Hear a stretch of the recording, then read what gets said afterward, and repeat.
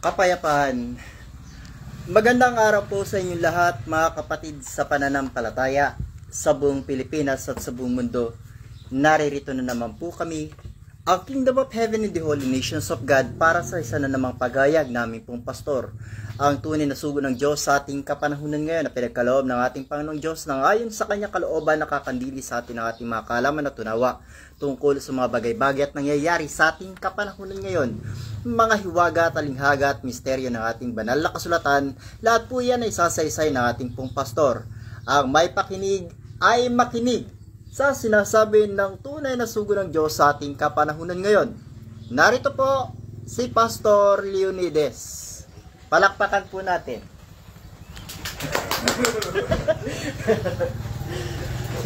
Well, gaya na sinasabi ko sa inyo, sana magkaroon na ng magandang umaga, ha? Hindi yung bati kayo ng batin na magandang umaga, pero gugulo nyo. Asa na magandang umaga sa bayang magugulo? Wala, tandaan nyo, ha? So, Bayang suwel ba't patutol? lahat na nababalikan Sabi ko ni San Pedro. bilang espiritu ng katotohanan, lahat na marinig ko ay aking sasalitain ngayon. At ipahayag ko sa inyo ang mga panahon darating. Ang panahon darating, unahin ko na, magkaroon ng kasaganaan, kapayapaan, ano man na gusto nyo ay darating kung kayo ay susunod sa tinatawag ninyong protocol.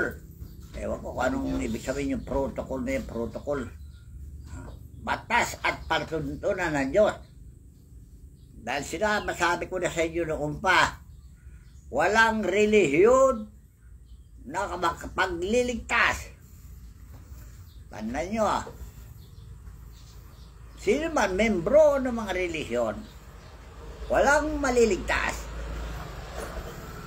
kung hindi sumunod sa batas at palatuntunan ng Diyos. Okay. Original, ha?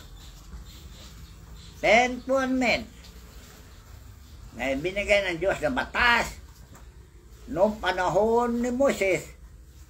Dahil noong panahon ni Moses, iniligtas niya ang mga tao sa pagkaalipin sa Ehipto. Alright. Ngayon, dahil ang Ehipto ay pugad ng mga tulisan at magnanakaw sa lipunan at nagdadahas ng gigipit sa mga tao, lalo na ang mga mahihirap. Kaya yung mga tinatawag na dukha, ang mga dukha ng mga tao ay walang pinag-aralan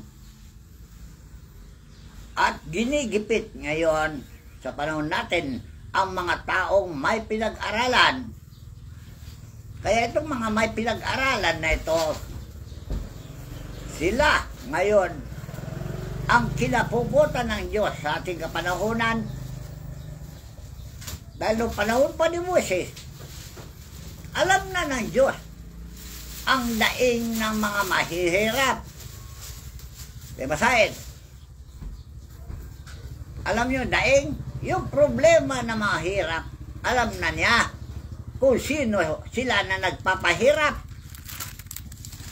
Ang ibig sabihin nito, maliwanag, nandiyan sa Biblia na, yung nagpapahirap ay yung Ehipto na dating mahirap pero pinayaman ng Diyos sa babagitan ng isang panaginip at binigyan ng Diyos ng kahulugan sa babagitan ng kanyang lingkod na si Jose. Pagkatapos, pinaintulutan ng hari ng Ehipto o Paraon na tumira sa ito ang mga lahi ni Jose na sila yung Israel at sa loob ng ilang taon na pamamalagi nila doon, nung namatay yung paraon na nag-ampon sa kanila sa bayang Ehipto, may pumalit na hari. Isang mabagsik na hari. Isang mabagsik na hari na wala pakundangan sa mga taong stranger. Kung tawag, stranger sa kanilang bayan. Ha? Ano yung stranger? Nakipamayan lang. Stranger sila. At inalipin sila lahat. At nung inalipin sila lahat at ginawaran ng dahas, alam niyo kung ano? Yung mahina, pinapatay na nila. Dahil wala na raw pakinabang sa mahirap, lalo kung matanda na. Wala na pakinabang, kaya waste lang daw. Ibig sabihin, basura lang siya. At kailangan na siya ipatayin. Ganyan karahas ang mga tao noon. Ganda nyo ha. Hindi kamukha ngayon. May kaunti ng pagbabago. Dahil mayroon ng pension plan yung mga elders na sinasabi nyo. Pension plan, alagaan na ng gobyerno. Mga seniors. Seniors. Bakit ikaw kahit 5 walang binigay ang gobyerno sa'yo? Kaya ako, elder na ako eh. 83 na ako eh. Pero wala pa rin ako natanggap. Kahit 5 duling, wala. Kahit na isang sintimo sa gobyerno nito, ibig sabihin, meron siyang pinapanigan at kinikilingan. Dapat po kung sino yung taong nakakatulong sa pamayanan at sa gobyerno, yun dapat ang tulungan din nila. Hindi nila alam kung gaano ako katagal na naglingkod sa bayang Pilipinas. Di ba from 1974 up to now 2023? O ilang milyon na kaya napagaling mo? Naglingkod ako sa bayan na walang sweldo. Nangaral ako, nagpayo ako sa mga tao sa pagbabago. At marami na ngang nagbago, pero hindi lahat ay nabago. Yan Kaya dapat. ngayon, kaya pinahiwatig ko sa inyo to, aral na ito, sa paraan ng pagbabago. Patakaran ng gobyerno, baguhin. Patakaran ng relihiyon, baguhin. Patakaran ng mga mamamayan, baguhin. Para magkaroon na ng kapayapaan.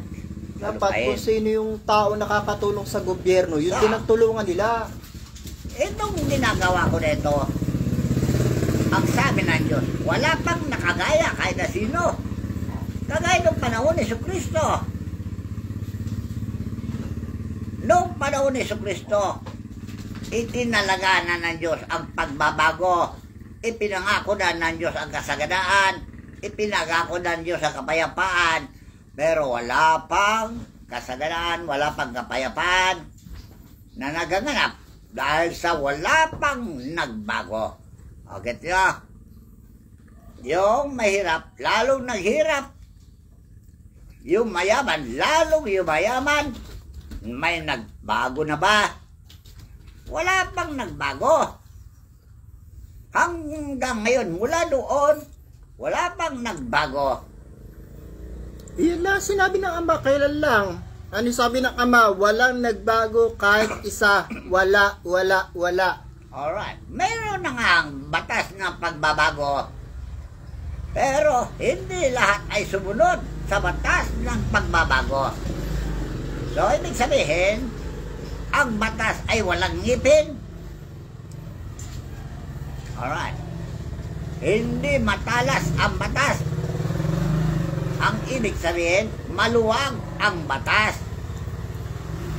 Yung magnanakaw, nakapagnakaw pa. Yung mandaraya, makandaya pa. Tingnan nyo ra po, yung nagnanakaw na mga Yung nakapusto pa. scammer, nakaka-scam pa. Sila At daw po mayroon yung silang nakapusto organisasyon na sino man hadlang sa kanila ay papatay nila. O, yan ba ang pagbabago? Alright, so, sa panahon natin, wala pang nagbago. Kaya ang Diyos ay nananatili ng kanyang galit. Nananatili ang kanyang puot. Dahil sinabi ko na nga sa inyo nung araw pa, na kinamumuhian ng Diyos at kinapupunta ng Diyos ang kanyang pagkalalang sa mga tao. Dahil hindi niya akalain na ang tao ay matigas talaga ng ulo. Alright. Kaya ng payo, kaya na anong pangaral ng mga propeta noong unang panahon, walang nagbago. Ngayon, isinugo niya lahat ng mga propeta, isinugo niya ang Panginoon, wala bang nagbago? Tandaan nyo ha. So ngayon, dahil sa wala pang nagbago at wala pang lubos na pagbabago, inuulit ng rin Diyos ang kanyang galit, yung kanyang puot. Ginaganap niya yung paghiganti niya sa mga taong walang galang at walang turing sa kanya. At hindi niya ginagalang ang mga propeta na sinusugo sa kanya. Malaki po ginampanan ng mga tagapagturo niyan. Sinakripisyo nila kanilang buhay para sa pagbabago. Wala pa rin. Walang tumalab hanggang ngayon. Dahil marami pong tagapagturo na inaayawan na ng Diyos. Anong dahilan? Bakit wala pang nagbago? Dahil yung iba ay naudyukan talaga ni Satanas. Alright. Kaya nga, ang mga payo ng mga banal ay ito. Doon sa Awit, Kapitulo 1. Unang nagpayo si Moises. Pangalawa, si Daniel. Pangatlo, si Abang Abraham. At ang kanyang mga anak na mga banal, kay Jose, hanggang kay Jesucristo. Sinugulan niya lahat mga yan para sa pagbabago. Pero anong ginawa ng sangkatauhan ayon sa balita? Ang mga balita na yan nasa Biblia, lahat ito. Kaya binabasa natin yung Biblia kung ano ang mga balita na naganap noong panahon na yon hanggang ngayon, dahil nagsusugo pa rin ng Diyos. Ano sinusugo ng Diyos ngayon sa panahon natin? Hindi ba banal na Espiritu Santo na yan ang inilagay niya sa iglesia? Ang banal na Espiritu Santo ito, ano ang kanyang tungkulin? Basahin mo nga. Para hindi na mapatay yung Espiritu Santo. Kaya Espiritu Santo na isinugo niya dahil pag tao, papatayin. Tandaan nyo ha. Pero pag Espiritu Santo, hindi na nyo mapapatayan. Tandaan nyo yan. Kaya ang huling sinugo niya ngayon sa panahon natin ay ang kanyang mga banal na Espiritu. Basahin mo na. Saan po? San Juan 14:26. San Juan, Kapitulo 14. O kaya 15:26. Dito sa Juan, Kapitulo 14, talatang 26. Datapwat ang mga aliw sa makatuwid bagayang Espiritu Santo na susugoy ng Ama sa aking pangalan. Siya magtuturo sa inyo ng lahat ng mga bagay at magpapaalaala ng lahat na sa inyo aking sinabi. Alright. Maliwanag nga, Espiritu Santo na. Kasi ang Espiritu Santo, nung unang panahon, ipinahahayag niya ang kanyang salita sa kanyang mga lingkod sa pamamagitan ng panaginip. Alright. Itong panaginip na ito ay mensahe para sa kanyang mga lingkod, kaya ng mga propeta. Alright. Ito ang propeta. Kagaya ni Ezekiel. Basahin. Yung Ezekiel Kapitulo 2. Ezekiel Kapitulo 2, talatang 1. Ang tawag sa propeta. At sinabi niya sa akin, anak ng tao, tumayo ka ng iyong mga paa at ako'y makikipagsalitaan sa iyo. O yan ang pamamaraan nung unang panahon hanggang ngayon. bayan ni Lady Men. O, narinig nyo si Lady Men? Nakikipag-usap sa kanya, espiritu. Solo, face to face. Yan ay nagaganap kay Lady Men. Kaya ito po yung mga bagay-bagay na dapat na pong maalaman ng lahat ng mananampalataya ng Diyos po ay nakikipag-usap sa mga taong ginagamit nila. Kagaya ni Miranda. Eduardo Miranda. Nakakausap niya ang espiritu sa sarili niya at sinusunod niya ang utos ng espiritu. Gito niya. O, gito niya. Tuloy mo. Yung kay Ezekiel, kung ano ang At ang espiritu, misyon, kung ano ang misyon ni Ezekiel na dapat maganap. Tuloy mo. At ang espiritu ay sumaakin nang siya magsalita sa akin. At itinayo ako sa aking mga paa at aking narinig siya na nagsasalita sa akin. O, get nyo? Naririnig niya, sarili niya, ang mga salitang sinasalita. Yung banal na espiritu na siya ang Ama. Kaya tama po pala sinabi ko na ang mga sinugo ng Diyos, mayroon po silang koneksyon sa Diyos dahil nakikipag-usap yung Diyos sa kanyang mga sinugo. Alright. O sige, tuloy mo para malaman natin ang hiwagan ng Biblia na binabaliwala ninyo.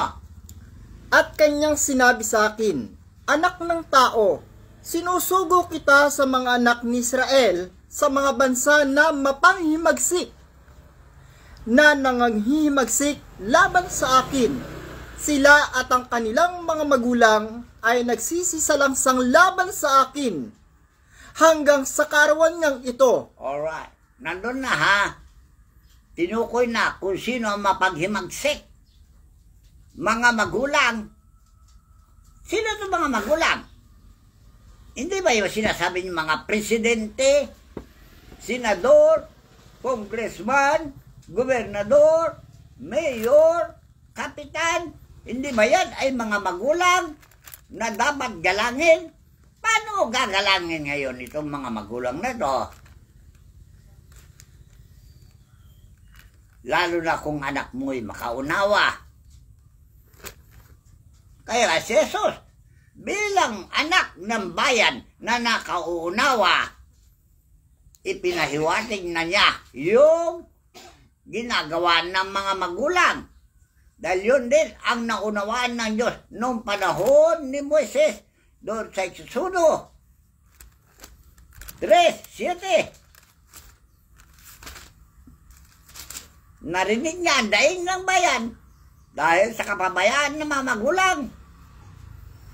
Dahil ang mga magulang, mali-mali na ang pagtuturo sa mga anak at mali-mali na ang pamamahala sa kanilang mga bayan na sinasakupan na bilang anak nila. O, guess nyo? Sito ba? Sinugo ng Diyos si Moises upang iligtas ang Israel. O, kita na. Iba naman ang pagkasugo ni Moises. Iba ang pagkasugo ni Ezekiel. Isaias. Iba ang pagkasugo ni Jeremias. Isaias. Iba ang pagkasugo ni Jeremias. At iba rin ang pagkasugo ni Jesucristo.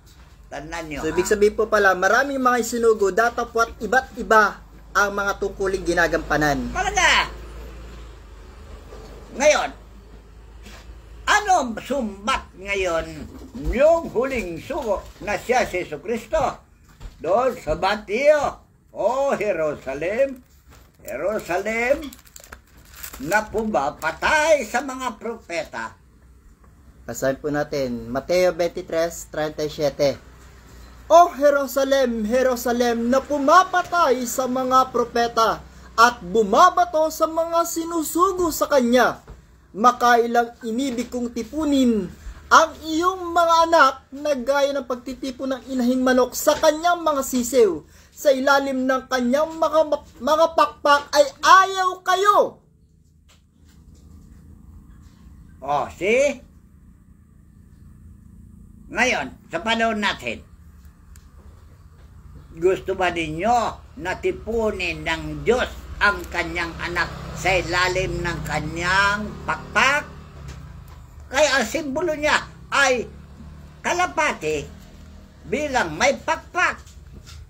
At kung pasakop kayo sa ilalim ng kanyang pakpak, ay nangako siya na anumang salot o anumang problema sa iyong buhay ay hindi darating sa inyo kung pasakop na kayo.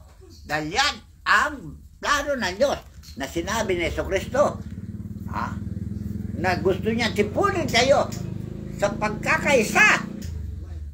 Ay ayaw kayo. Ayaw kayo. Ayaw ninyo makipagkaisa sa layunin pangkapayapaan at kasaganaan. Ayaw niyo lumapit sa ilaw. Ayaw nyo lumapit sa ilaw dahil ayaw nyo pasaway. Ayaw nyo masaway. Talaga kayo, saksak. Ay sabi ng Biblia, masasama daw ang kanilang magawa. Kaya ayaw nilang lumapit sa ilaw dahil pag lumapit sila sa ilaw, makikita yung kanilang masasamang gawa. Kaya nga, inopen ng Diyos na makikasundo na kayo, mangumpisal na kayo, magsisi na kayo, at patatawarin kayo. Pero nagsisi kayo sa harapan ng mga pare. Nakapatawad ba yung pare? Kaya iba po yung sinabi ng Panginoon sa Tarlac. Magsisisi lang daw ba sila pagka magkahiwalay na yung kanilang yung katawang lupa at yung kanilang kaluluwa? Alright. Ang Diyos ay nag-offer ng pagsisisi. Kung sino man magsisisi at sumampalataya sa Ebanghelyo ay hindi mapahamak. So, ayaw kayo magsisi. Pagpatuloy pa rin ninyo ang inyong mga modus operandi. Pagsisindikato, gumagawa ng grupo na labag sa patakaran ng gobyerno at grupo na lumalabag sa patakaran ng Diyos. Ipinagpapatuloy nyo yan. Kaya nung si Jesus ay tuligsan niya ang gobyerno ng panahon niya. Sumuko ba ang gobyerno? Hindi. Kahit na gayon, sumuko na ba kayo? Sumurrender na ba kayo sa Diyos? Hindi. O lumalaban pa kayo sa Diyos? Lumalaban. Gusto niyo labanan ng Diyos? Sige, labanan niyo ang Diyos. Sige, kung kaya niyo labanan, labanan niyo. Walang magbabawal sa inyo. Pero ako nagpapayo sa inyo, sumuko na kayo sa Diyos. Manumbalik na kayo sa Diyos. Wala kayong Hanapin kaya na sa ninyo Diyos. siya. Kung saan siya naroon, hanapin niyo siya. Dahil nandito na sa lupa, sinasabi ko sa inyo. Marami ng propeta na nanghula na nandito na sa Pilipinas dahil yung Jerusalem nawala. Yung bundok na Sinai nawala na, nakabuluhan. Isa na po si Propeta Sadhu Sundar ng Indonesia yata yan. Marami ng kaharian na Nagsabi na sinarunan dito yung ng Diyos Diyos na sa wala na, Pilipinas. naparam na. Ngayon, gumawa na siya ng kaharian dito sa Pilipinas at marami na nagbabalita. Kain na si Eduardo Miranda, kain na si Lady Ben, at marami pang iba na nakaaninaw na ang Diyos ay nasa Pilipinas na. Ngayon, hanapin niyo siya para magsisi na kayo. Dahil sabi niya, lumapit kayo sa akin, kayong lahat na nabibigat ang lubha, at kayo aking papagpahingain. Basanin niyo aking pamatok at sumunod kayo sa akin, sapagkat ako'y maamo at mapakumbag loob.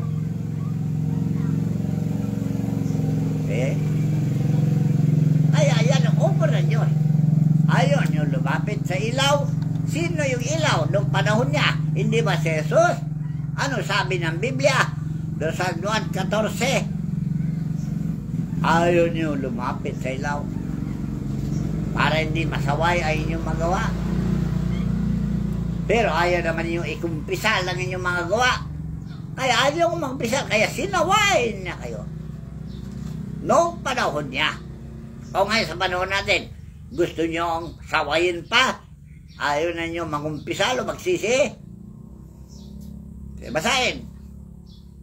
Dahil sinabi na nga yan dumating na ang kanila langit, magsisi na kayo at magsisampalataya sa Ebanghelyo. Lumapit na kayo sa ilaw. Basahin mo San Juan 16.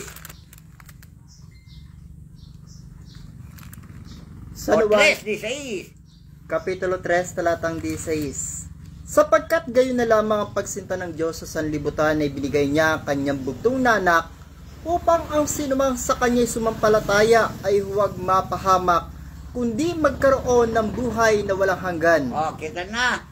Niregaluhan tayo.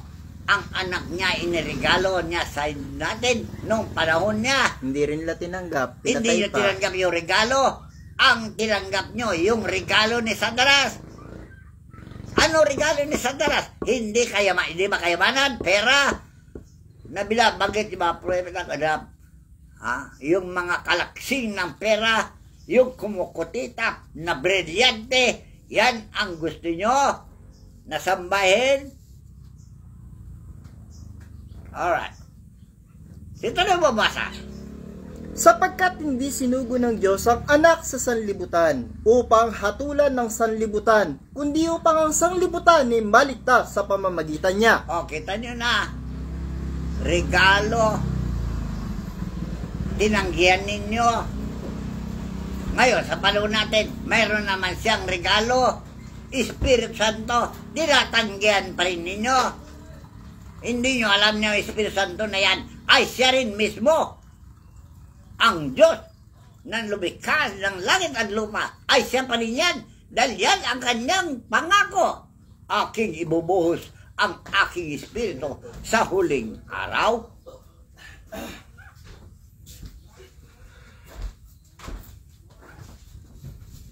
Gawa, Kapitulo 2, 17. Galing yan kay Propeta Joel. Nung una pang panahon, inuhula na yan. Ito po, basahin po natin yung hula ni Propeta Joel. Joel, Kapitulo 2, talatang 28. Ipinangako ang pagbubuhos ng Espiritu ng Panginoon. Yan pong pamagat. Okay na. Pamagat pa lang eh. Nandun na ang kahulugan. Lahat ng mga bagay na sasaysayin ko sa inyo. Sige, tuloy mo. At mangyayaring pagkatapos na ibubuhos ko ang aking Espiritu sa lahat ng laman, at ang inyong mga anak na lalaki at babae ay mga huhula. Ang inyong mga matatanda ay magsisipanaginip ng mga panaginip. Oh, mangyayari na naman yung panaginip ni Jose, yung Haring Nebuchadnezzar at si Haring Panahon, at binibigyan ng Diyos ang mga propeta ng kahulugan. Ang mga panaginip ba ay para sa mabuting kapakanan ng tao? Talaga? Dahil ang mga panaginip ay may mahalagang kahulugan. Tandaan nyo At mangyayari ang mga panaginip kung tunay na bigyan ng kahulugan. Kaya sila. Kaya yung panaginip na yan ay naganap sa kanilang mga panahon. At ngayon, yung panaginip ni Nebuchadnezzar, ngayon palang magaganap. Tandaan nyo. Yung larawan. Yung larawan na tinumba ng bato, ngayon palang magaganap. Dahil patutumbayin kayo lahat na namamahala sa sanlibutan ito. Yung bato na natibag doon sa malaking bato, siya ang pupukol sa inyo. Hahatol sa inyo para madurog kayo. Siya ang si Jesus. Tandaan nyo. Na pinatay sa krus ng ating mga magulang nung kanyang kapanahunan. Ngayon, yung pagbabalik niya ay hindi na siya tao. Isa na siyang espiritu. Ngayon, bilang espiritu na siya, gagantihan niya lahat na lumapastangan sa kanya, lalong-lalo na yung hindi tumatalima sa kanyang ebanghelyo. Gets nyo? Alright. Anong gusto nyong parusa? Bitay? O gawin niya kayong kalansay? O gawin niya kayong pagkain ng mga isda sa dagat? O gagawin niya kayong pagkain ng bulate sa lupa? Sila po kasi yung kaway ng Panginoon na ayaw makinig sa kanyang mga Ayan, ebanghelyo. diretsa na ha. Wala nang paligoy-ligoy. Ano gusto nyo? Pagkain ng isda sa dagat? Kung malunod kayo, sino kakain sa inyo sa dagat? Hindi ba mga isda? O kung ibaw kayo sa lupa, sino kakain sa inyo laman? Hindi ba bubulate? Ano gusto nyo? Ibitin nyo ang sarili nyo sa punong kahoy? Sino kakain sa inyo? Mga langaw! Bakit na? Langgam. Langgam! Ibon! Ganyan ang mga namamatay sa ilang. Pagkain ng mga ibon, pagkain ng mga asong gubat, pagkain ng mga halimawot sa parang. O anong gusto nyo kamatayan? Anong gusto nyo? Mabuhay? O patay? Kaya sabi ng Diyos mismo, hanapin nyo ako at kayo'y mga bubuhay. Makikita ba ang Diyos? Matatagpuan ba? Matatagpuan ninyo. Sabi niya, kung siyasatin niyo siya ng inyong buong puso, dahil siya'y naninirahan na sa isang tao na tapat.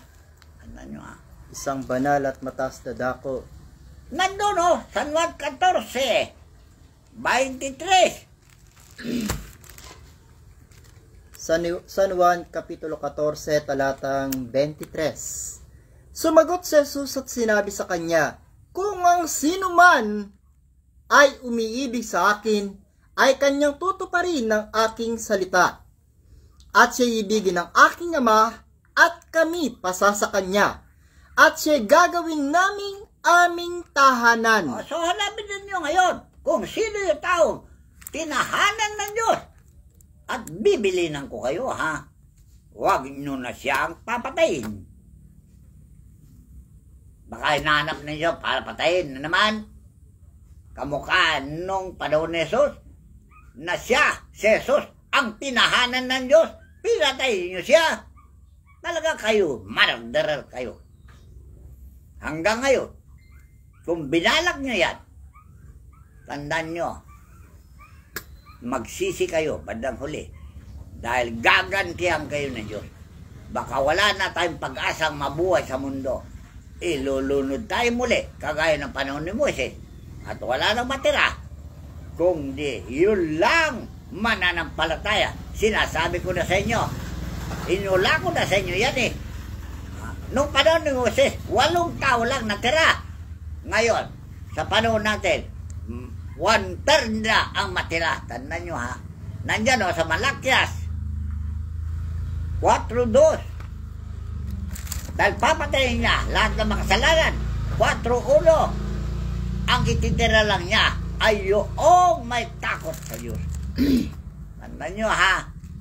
Babala ko na sa inyo. Baka kala nyo hindi maganap ito. Magaganap ito. Maniwala kayo at hindi. Pero ayaw ko sanang maganap eh. Dahil sa tigas ng ulo nyo, ang sabi ng Diyos, huwag mo akong pipigilan ngayon. Ito nga po yung sinabi natin, ibinalita natin sa kanila yung minensahe ng Dr. Jose Rizal na magkakaroon daw ng isang lindol. Hindi po natin ito alam kung gaano kalakas. Hindi lang paniwalaan yan. Ito po ang hinula ni Propeta Zacarias bago po natin basahin yung Malakyas. Zacarias Kapitulo 13, talatang 8. At mangyayari na sa buong lupain, sabi ng Panginoon, 2 bahagi ay mahihiwalay at mamamatay. Ngunit at ang ikatlo ay may iwan. Siya pa rin yung hula ni Zacarias, hula ni Malakyas. Pareho lang. Banda nyo. Ito po kay Propeta Ngayon, Malakyas. hinula na niya ngayon. Sa panahon natin, 1/3 lang daw ang populasyon na matira bago siya maghari. Dahil yung iba na ayaw siya maghari, lilipunin lahat yan. Ito pa po yung isang mensahe na isa nating propeta na yun daw pumatay, yung salot daw na pumatay sa bansang India ng libu-libong mga tao ay parating na raw po sa bansang Pilipinas. Ano gusto niyo? Gusto niyo manood? Paano Excited habang kayo? nanonood sila sila rin ang pinapatay? excited kayo na makakita ng tunay na eksena para gawin yung movie, para kumita na naman kayo. Gusto nyo yan? Ganyan ang nangyari ng panahon ni Noe. Sorpresa ang pagdating ng paglunod. Ibig sabihin, sorpresa rin pala yung pagdating ng kamatayan, biglaan. Ano ba sinabi ng kasulatan? Birthday party, sayaan, piyesta-piyesta, ano man, okasyon na kasayaan, na masaya sila agad sa dumating yung baha at nalunod sila lahat. O gusto ganyan na mangyari?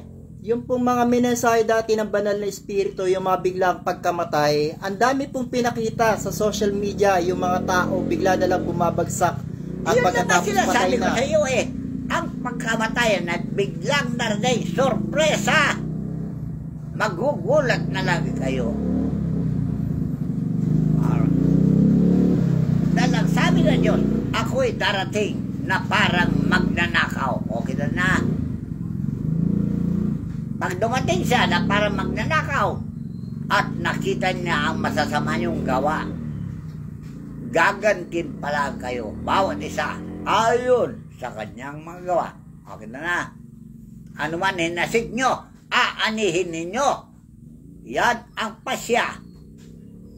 Ang pasya naman, nung panahon ni Solomon, at pasya ni Pablo, halos pareho. Dahil ang tao ay hahatulan siya ayon sa kanyang gawa. Sabi naman ni Pablo, ang bawat inasik ng tao ay aanihin niya. Okay na. O kapag naghasik ka na mabuti, mag-ani ka na mabuti. Pero kung maghasik ka na masama, aanihin mo ang masama. Yun din ang sinabi ni Fernando po sa kanyang movie. Kung buhay ang iyong inutang, buhay din ang kabayaran. Okay na. At ang kanya pang pelikula, ang salop pag napuno na, kakalusin na. O di ba, nakalagay sa movie nyo yan? Gusto niya na makalos ngayon? Dahil punong-puno na ang Diyos ang galit, kakalusin na kayo lahat. Kaya ano po ba nangyayaring mga dilubyo sa iba't ibang panig ng mundo na kasalukuyan pong nagaganap? Yung narinig ko po noong isang araw, sa karon nakakita yung bansang Saudi na isang bansang disyerto, bakit daw binaha? Wala silang pakialam dahil hindi naman yung bansa nila eh. Managot yung bansa na yon. Kung Pilipinas ang managot, masaya kayo? Masaya kayo dahil nalunod yung bansa na yon? Ano sabi ni Haring Solomon? Huwag kayong matuwa pag ang tao'y napahamak. Tuwag-tuwa kayo dahil napahamak sila. Kung kayo naman na mapahamak, ano ang naramdaman ninyo?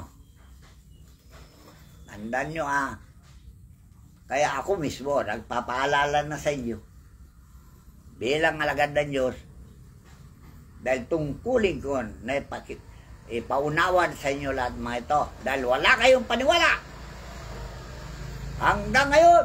Paano naman po tayo nila paniniwalaan, hindi naman tayo kilala, hindi naman tayo tanyag, sino ba tayo para paniwalaan nila? Bakit? Hindi ba lahat ng karakter dyan sa Biblia na yung tao? Tao lang yan. Moises, tao. Abraham, tao. Jose, tao. Lahat naman ginamit ng Diyos ay tao. Pero hindi po hanggang nila pinaniwalaan. Tao. Hanggang sa panahon natin ay tao. Gaya ni Lidibin, gaya ni Eduardo Miranda, gaya yung iba pang naghayag ng katotohanan. Tao lang yan. Pero karamihan po ng mga naghahayag noon, sa halip na paniwala nila, pinapatay pa nila. Yan nga ang sinabi ko eh. Nulit mo lang eh. Okay. So, papatayin nyo ang tao na gagamitin ng Diyos sa ating kapanahunan ngayon.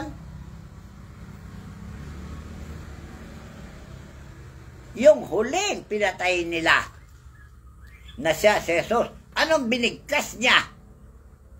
Ama ko, patawarin mo sila dahil hindi nila alam ang kanilang ginagawa. Sa ibang lagwahe, ilwi, lama sabaktani. Nakita na.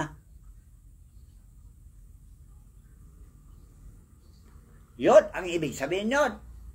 Ama ko, patawarin mo sila dahil hindi nila alam ang kanilang ginagawa. Ano ang klaseng tao na hindi nila alam ang kanyang ginagawa? Lalo yung naghuhuramentado. Ano tawag nyo dyan? May sapi. Buang. Sa wikang English, crazy. Foolish.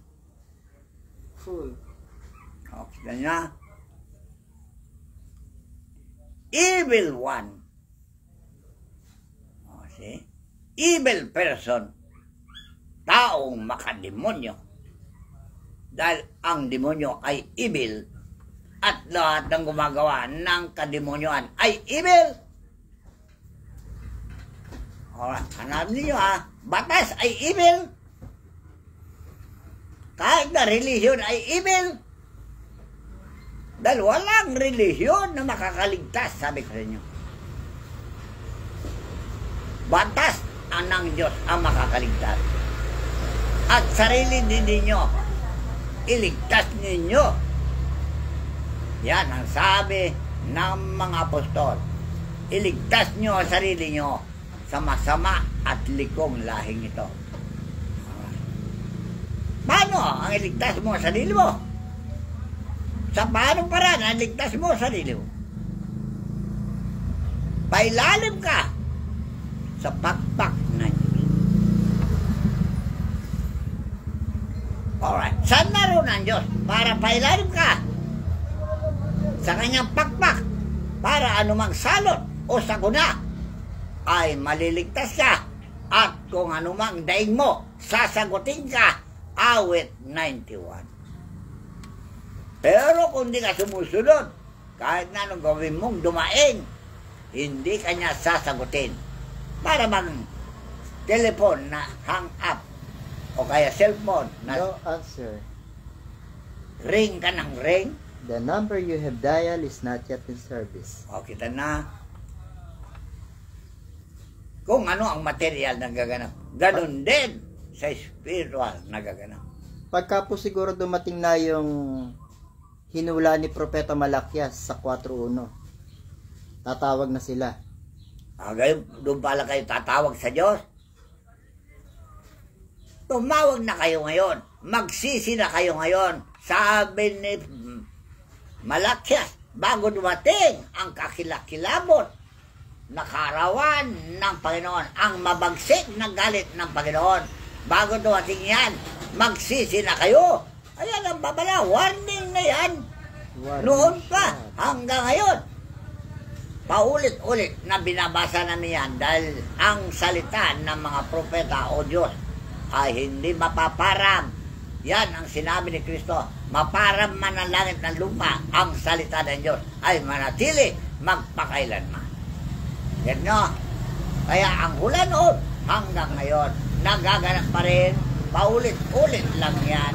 At tayo naman ay nasanay. Oo, natural lang yan. Porque slight lang na paglindol natural lang yan. Ay kung lumindol at nagkabiyak-biyak ang lupa, gaya na pinakita nyo doon sa year 20,000. Yung bumiyak yung lupa. Gusto nyo maganap yun? Mag-unis daily kayo. Magbago na kayo. Baka excited kayo na makita yon. Ayan o. Central Luzon. Nandyan yung sinasabi nyong fault line. Alam na pala ninyo yung fault line eh. Hindi pa yung natatago dyan sa fault line na yan. Kung mabiyak yan kaya. Saan kayo pupunta? So, alam na ninyo eh. Marunong na kayo eh. Nakikita na ninyo yung fault line na yan. Hindi pa kayo takot. Wala rin sila takot. So, kaya sinasabi ko sa inyo, magbalik loob na kayo ngayon habang maaga pa. Before it's too late. Sa wikang English. Bago mahuli ang lahat. Magbalik loob na kayo sa Diyos. Baka sakaling bawiin niya ang mga pasya niyang ito. Tandaan niyo ha. Pag binawin niya ang pasyang ito, magsaya na kayo. Pero pag hindi niya pa binabawi yung mga pasya na yan, Paano pong babawin eh? Wala naman pong nagsisisit nagbabago. kaya nga hindi niya babawin eh. Dahil walang nagbabalik loob sa kanya. Walang naghahanap sa Diyos. At sinusunod niya ang kanilang pita ng laman na siyang kaaway ng Diyos. Binasa ko na sa inyo yan. Roma 8:1. Diretso. Basahin nyo. Para malaman nyo ang kalooban ng Diyos. Roma Kapitulo 8. Uno muna. 1, talatang 1. Ngayon ngay wala nang anumang hatol sa mga na kay Kristo Jesus. O see? Yun lang eh. Eh bakit Maliwanag. hatulan? Hindi yan paniwala si Kristo eh. Kayo mga bansa na dinidilungyo ngayon, wala kayong paniwala kay Kristo. Yun po ang talagang katotohanan. Kita na. Yun lang. Unang talata. Basta makakristo kayo, Kristiyano kayo. Huwag lamang Kristiyanong alanganin. Yung mga Kristiyanong bugok. Tawing nga Kapampangan. Yung mga Kristiyanong foolish. Buang. Crazy. Huwag sana kayong ganun. Kristiyanong peke. Kasi pakuluyan ng mga relihiyon eh. Basta nabinyagan ka na, Kristiyano ka na. Mga ulul. Huwag kayo maging ulul, ha? Dahil hindi nyo hawak ang buhay ng tao. Ang ugali ng tao, hindi nyo kaya. Panghawakan. Ang mga hawakan niya ay batas at paladunan ng Diyos. Pag sumunod siya, mahawakan na niya ang sarili niya. Maligtas na niya ang sarili niya. Hindi yung binyag, Kristiyano na. Tandaan nyo yan ha. Kayo naman, gobyerno. Porque may bayad yung mga relihiyon nagtakda kayo ng sect. Lahat ng relihiyong peke, pinirman nyo. Lalo nagulo ang mundo. Tandaan nyo na. Dahil walang pagkakaisa. Kanya-kanyang diskarte. Para yung Kanya-kanyang gimmick para yumaman. Pinagnegosyo nila ang pangalan ng Diyos. Wow! Mga hudas kayo. Maliwanag na hudas kayo lahat. Kayong nagpayaman ng relihiyon. Hudas kayo. Tingnan nyo si Jesus. Hindi nagpayaman. Serbisyo, libre. Panggagamot, libre. Pangangaral, libre. Lahat ay yung libre. panahon niya yun, sa panahon mo ngayon, ganun pa rin naman wala namang nagbago sa Panginoong Jesucristo at panahon Yun din mo ang ginagawa ko sa ating panahon. Service free, medication free, all is free. Alright, tandaan nyo yan ha. Itong sinasabi ko ay totoo. Kung di paniwala niyan, nasa inyo na. Believe it or not. Tandaan nyo ha. So, ang sinabi ng Diyos sa akin, kailan lang? Kung di kayo magbago sa akin, paparusahan ko kayo na makatipid-tupadan sa inyong mga kasalanan. At sisirain ko ang tinapay na inyong kahambugan at masasaktan kayo sa harapan ng inyong mga kaway. Ano po yung sinasabing tinapay ng kahambugan? Yung mga kayamanan ninyo, sisirain niya na dyan. Walang kabuluhan. Kung mamatay kayo, madala ba nyo sa langit yan? Tingnan nyo, istorya ko na sa inyo. Yung Solomon na mayaman at si Lazaro mahirap, sino napunta sa langit? Hindi ba yung mahirap na pinabayaan at hindi pinagbigyan at hindi tinulungan at yung mayaman saan siya napunta? Hindi ba sa impyerno? At anong sabi niya kay Amang Rab Abraham? Ama, isugo mo nga sila sa lupa. Bakit? Kasi may pitro ako 10 kamag-anak o kaibigan na mayayaman. Baka makarating sila sa lugar na ito dahil mahinit. Walang aircon. Parang ano. Puro apoy. Baka mapadpad sila dito sa lugar na ito. Anong sabi niya mga Abraham? Marami ng propeta sa lupa.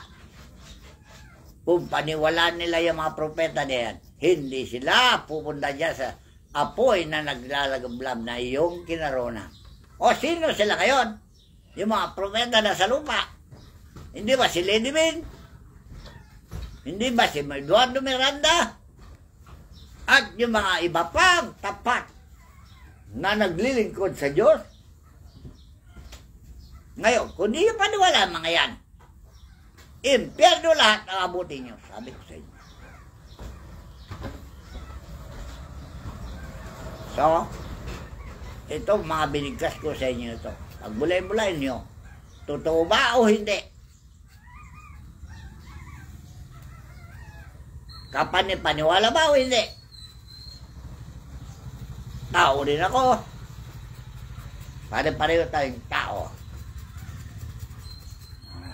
So, bawat isa sa inyo, sabi ni Pedro, iligtas nyo ang sarili nyo sa masama at likong lahing ito. Dahil tinatanong yung mga tao doon sa gawa kapitulo 2 kung anong gagawin nila.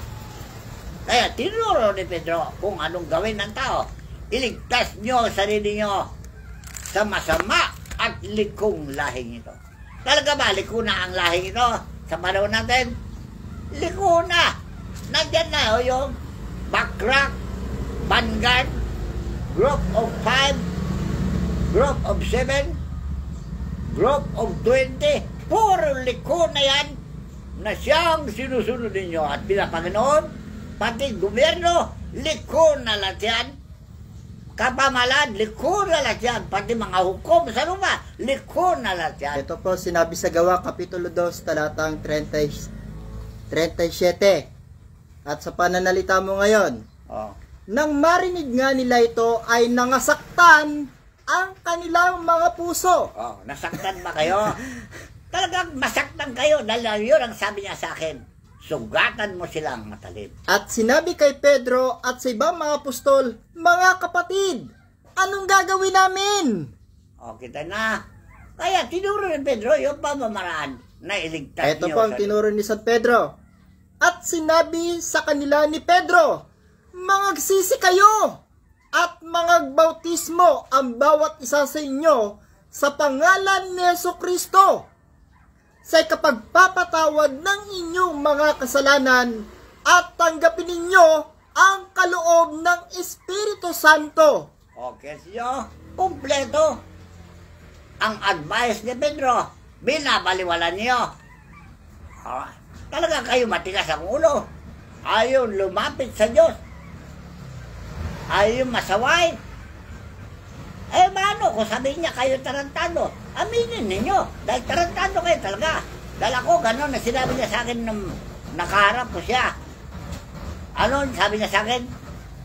Kung hindi ka magbago, pupugnawin din kita sa ibabaw ng lupa. Ito po yung naisip ko, kaya siguro nagtuturo sa San Pedro, dahil lahat po ng tao na namatay, dadaan kay San Pedro. Hindi, yung kausap niya, sila yung bumitay kay Jesucristo. Kaya nga po, sinumbatan niya sila. Nagpapayo siya ng ganyan, para yung lahat ng mga tao na dadaan sa kanya, hindi ba't sinabihan ko na kayo kung ano mga dapat ninyong gawin para kayo maligtas? Kaya ng mga apostol, Pablo, lahat, nagpayo na. Pero hindi nyo pakikinggan ng payo nila. Dahil si Pedro na yan, sa Kapitulo 2, sinumbatan niya yung mga tao nagpako sa krus kay Jesucristo. Kaya yung mga tao, sabi niya, anong gagawin namin? Kaya sabi ni Pedro, magsisi kayo. Yung kasalanan ninyo, magsisihan ninyo. So, ibig sabihin po pala, nagpapayo yung mga kagalang-galang na apostol para wala na silang maidahilan pa sa kanilang mga kasalanan. Talaga. Nangaral yung mga apostol, nagpayo, pinagpapatay din. Ano kayong klaseng tao? Normal ba kayo o abnormal? Hanggang ngayon, normal ba kayo o abnormal? Tama yung sinabi na Jesus. Patawarin mo sila, Ama, dahil hindi nila alam ang kanilang ginagawa. Alam ba ninyo ngayon ang ginagawa ninyo? So, masaktan ang kalooban ninyo. Mag-naked kayo, patayin na naman yung mga alagad ng Diyos. Tingnan ko lang kung anong gagawin ng Diyos sa inyo. Kaya humingi si Jesus sa patawad, kaya pinatawad niya lahat ng mga kasalanan noong panahon niya, kaya hindi sila ginunaw. Dahil sinabi ng Diyos kay Jesus, gugunawin ko lahat yan. Kaya nga po sinabi rin ni San Pedro sa 40, at sa iba pang maraming salita ay nagpatuto siya at nangar sa kanila at sinasabi, magsiligtas kayo sa likong lahing ito. Yun na nga, sinabi ko sa inyo. Kanina pa, ang lahi ito, matuwid ba o liko-liko? Ang gobyerno ba ay matuwid o liko-liko? Ang simbahan ba ay matuwid o liko-liko? Ayan o, nabalitaan ko. Inaaresto niya lahat ng mga pastor na gumawa ng kalikuan. Nagbabasa raw ng mga Biblia. Nagbabasa pa man din ng Biblia. Tarantado naman. Sinunod niya pita ng kanyang laman na siya magbulit sa kamakan. Yan ang payo ni Pablo, Pedro, sa mga mangangaral. Ingatan niyo ang sarili niyo at ang buong kawan. Di ba sahin? Gawa, Kapitulo 20, 28. talatang 28. Ingatan ninyo ang inyong sarili at ang buong kawan, na sa kanila ginawa kayo ng Espiritu Santo ng mga obispo. Alright. Kayo mga pare, hindi ba kayo may kawan? Meron kayo sinasakupan? Iningatan ba ninyo ang buo nyo sinasakupan? Pinakain daw nila ng ostya. Bakit? Ano sabi yung balita? Sinamantala ninyo yung mga batang bao, Babaeng bao. mga babaeng bao, na yan din ang tinuligsan ni Jesus noong panahon niya. O ngayon, sa panahon natin, yan na naman, ulit-ulit lang yung kaso na yan. Sa panahon po natin ngayon, hindi lang po babaeng bao at mga madre, pati na po yung mga bata. Kaya nga, Yun po yung malaki nilang pinagbabayaran na $1 billion, yung pedophilia. O ngayon, yung kaso noon, kaso ngayon. Ano sabi ng Biblia? Ingatan nyo ang inyong sarili at ang kawan na yan na pinanghawakan ninyo. Ingatan ba nyo ang sarili nyo? Alright, yan na katulad. Ginagawa na ng gobyerno. Matuwid yan. At huwag kayong mamimili. Kumari lang, lahat. Tandaan nyo ha. Baka mayroon kayong pinapanigan. Baka nasulan na naman kayo. Nawala na yung kaso eh. Nabalitaan lang po namin yan. O, nasulan na naman kayo. Dahil wala na naman yung kaso. Hindi nyo binalita kung nakulong o hindi. Nandiyan sa Biblia. Wala namang nakulong. Nagbayad eh. Di, maliwanag na kayo, gobyerno, tumatanggap ng suhol. Sa ibang bansa naman po yun, sa Amerika po yata. Kahit na, pare-pareho kayong gobyerno na mamahala sa mga bansa. Mga aralan kayo. Kayong mga sa gobyerno, mga turo kayo sa isa't isa na huwag nang gagawa ng garapal. Huwag na kayong gagawa ng mga modus ninyo. Hindi naman po nila kayang ipakulong yung mga nasa Vatican eh. Bakit hindi? Anong gusto niyo? Maghari ang mga luko-luko? Kasi sa bigat ng kaso na yan, nagbayad lang. Hindi lang yan. Dito raw sa Pilipinas, naganap na rin yan. Huwag mo sisihin, Batikan lang. Pilipinas din, gumaganap na ng kalokohan.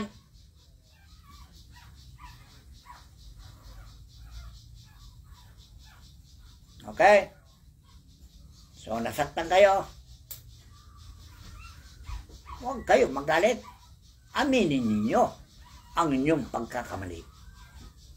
At patatawarin kayo. Porque nasaktan kayo, gaganti kayo. Para kayo sindikato. Kaya po pala dito sa 29, sabi ng Panginoon, aking talastas na pag-alis ko ay magsisipasok sa inyo ang mga ganid na lobo na hindi magpapatawad sa kawan. Ano ba? At magsisilitaw sa mga kasamaan din ninyo ang mga taong magsasalita ng mga bagay na masasama upang magdala ng mga alagad sa kanilang hulihan. See? Hindi alam kung ano ibig sabihin nito. Kung di alam, bobo pa rin kayo. Kaya iwasan na ninyo kabubuhan. Magpakatalino kayo, sabi na niyo. Dahil hinahanap ng Diyos ang mga tapat at matatalino na ilegal niya sa kanyang mga kanilang tungkulin. Tapat at matalino. Mayroon na ba ngayon na tapat at matalino sa Diyos? Tapat ba sa Diyos? Tapat ba sa kanyang tungkulin? May takot ba siya sa Diyos? Wala. Ngayon, anong sabi ng Biblia? Manumbalik kayo sa akin, kayong lahat na tumatalikod na mga Jeremias Kapitulo 3, talatang 14. dahil ako'y asawa ninyo, hindi si Satanas ang mapangasawa ninyo. Na nandyan sa kawikaan, payo ni Solomon, yung masamang babae, siya yan, si Satanas.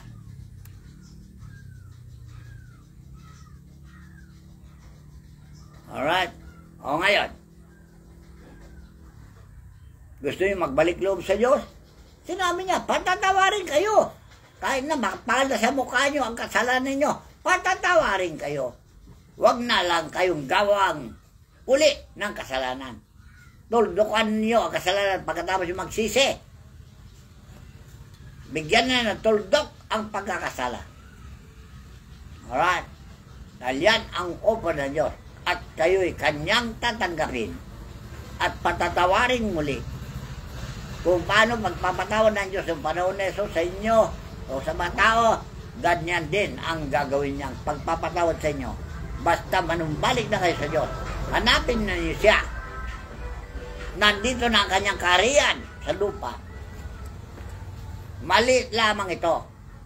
Pero lalaki ito kung pagtutulungan natin na itayo ang kaharian ng Diyos. Amen? Sana nga. Sana all. Dahil inpilayo ng Diyos tayo mag-ibigan, magmahalan. Tulad na magkakapatid. Alright. Kung hindi nyo tanggapin ito, talagang kayo marka demonyo talaga. Unas kayo talaga. Pinagpapalit nyo ang Diyos sa pera. Malinaw yan ha. Dahil si Judas, alagad ng Diyos, ipinagpalit niya sa pera ang karangalan niya.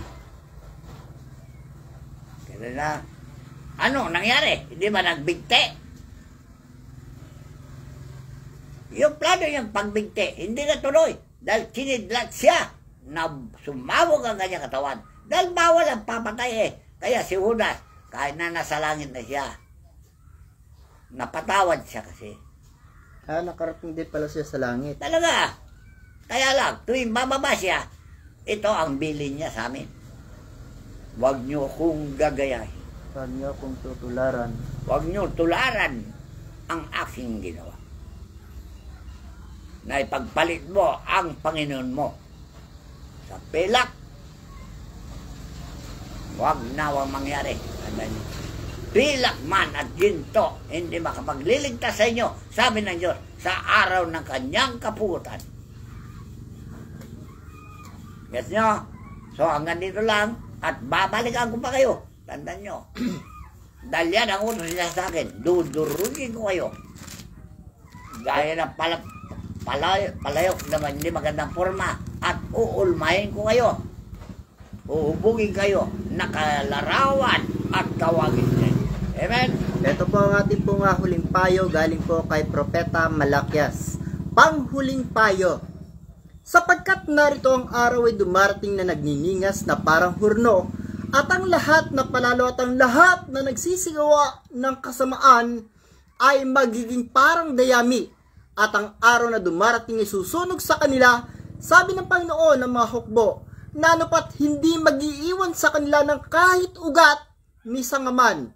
Ngunit sa inyo na nangatatakot sa aking pangalan, ay sisikat ang araw ng katuwiran na may kagalingan sa kanyang mga pakpak, at kayo magsisilabas at magsisiluksong parang guya mula sa silungan. O yun ang mga naligtas, pero hindi maligtas. Impyerno lahat ang abutin, tandaan nyo. Pero yung may takot sa Diyos, sila lang ang maliligtas. Gano'n man karami sila. Dahil 1/3 lang na populasyon ang ititira. Yang 2/3 na populasyon, maglalaho na yan. Wag man nawang mangyari. Sinasabi ko sa inyo, ayaw ko mangyari yan eh. Itinuturo naman po pala ng Panginoon yung para magkaroon ng kaligtasan ng mga tao, kasi sabi niya sa 4, alalahanin ninyo ang kautusan ni Moises na aking lingkod, na aking inutos sa kanya sa Horeb, para sa buong Israel o sa buong Pilipinas at sa buong mundo, sa makatwid bagay ang mga palatuntunan at mga kahatulan. Sinabi ko na yan noon pa. Ito, nakalagay sa likod ko, 10 Commandments. Binigay sa akin ito. Kay Moses ito eh. Bakit binigay sa ating kapanahunan? Sa akin. Para ipatupad ko raw sa inyo ang 10 utos na ito. Gawin na ninyo, now na. Huwag na kayong papitik-pitik pa. Huwag na kayong patulog-tulog pa. Huwag kayong patumpik-tumpik pa. Bago mahuli ang lahat. Komportable natutulog sa kanilang mga tahanan, biglang rumagasa ang baha at lindol. Ayaw ko mangyari yun eh. Dahil nakakaawa ang mga tao. Pero ang tao matigas talaga ang ulo. Kaya ginawa ng Diyos ang kanyang gusto. So kahit na anong gawin namin pigilin, hindi na mapigilan. Tandaan ninyo. Kaya po sa mga taong mga nakakaunawa at nakakaulinig ng ating pong tinig, ang sabi po ni Kagalang-galang Apostol San Pedro, iligtas natin ang ating mga sarili sa masama at likong lahing ito.